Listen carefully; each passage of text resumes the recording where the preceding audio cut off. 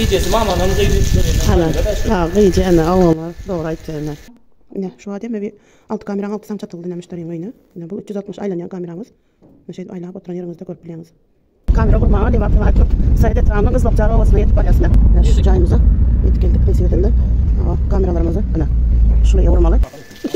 Bu kameramız ıslağı soğuk açıdan var. Ne oğlumuz işini katakrat dediğindir. Hormat müşterilerine her kamera şuraya açık akkuratınca karab koçağım koyup karab kozandan koyup turizm markasının belli etmeni oldular. Assalamu arkadaşlar. Ne bir Türkmenistan kanalı yine de işimize devam edeceğiz. Kamera kurmağa devam etmek. Sayede tamamın ızlapçağı ovasına yetip alasına.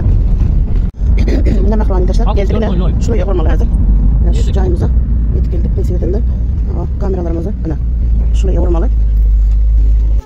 Ne hazır kameralarımızdan korkacak. Yine bir saniye 260 derecede aylanyan kameramızı ne şu tayı var atasına şu tayı kurmalı arkadaşlar. Ne şey dervezehanasına şu tarafını görürler yağlı aylap. Yolun bu tarafına çenen alya hazır. Ne arkadaşlar? Beraber sandık şundan. Şu kameradan giyece de alya kaç tas kova. Bu kameramız ıslağı soğuk açıdan var. Konkretne. Bir ışıkları yanıyor. Giyece zaten. İyicesi mamanın iyice ana Allah'lar doğru aytçana. Lazım iki kameramızı sanokette olanlar devam edeceğiz.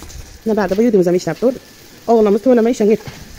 Ana arkadaşlar 360 derece aylanyan kameramızı müşterimizin şu tane koyduk. Şu taraflara aylağı görüp bu tarafından şöyle aylağı görüp Havlusunun yine şu agaro taraflarından şöyle aylağı görüp ne? Dünyanın sendik güncanın liboy yerden görüp yine de aylanyan kameramızı oğlanlar şap kurdu. O kameramızın değil ayuç tarafına oturuyor. Şu tarafa alakalı.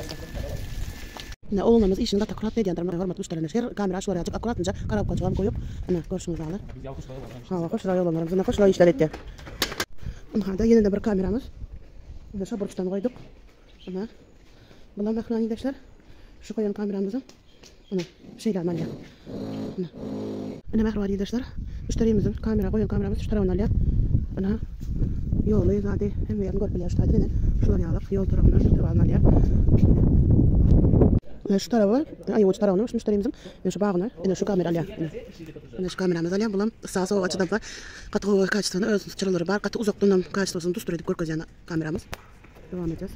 Kameramızın şu taydan şu yukarıdan.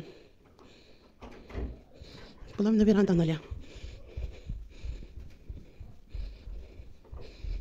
Kameramızın şu tarafa alya.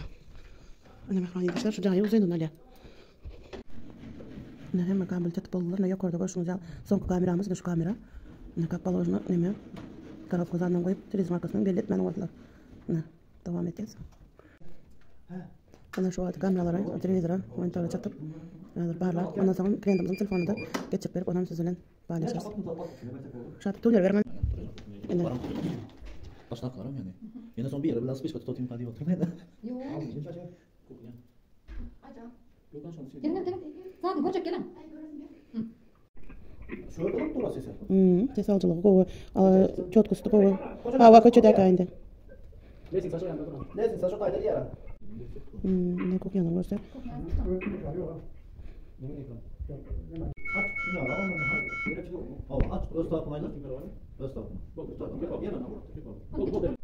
Ne şu adem bir alt kameranın altından çatıldı demişlerim oyunu. Ne bu 360 aylanyan kameramız. Ne şey aylağı oturan yerimizde görüp biliyorsunuz. İnternet arkadan niye davasanız öyümüzü şeyde görüp biliyorsunuz. Ne böyle kameralarım polno işlep dur. Kuchnya. Naša ayuç.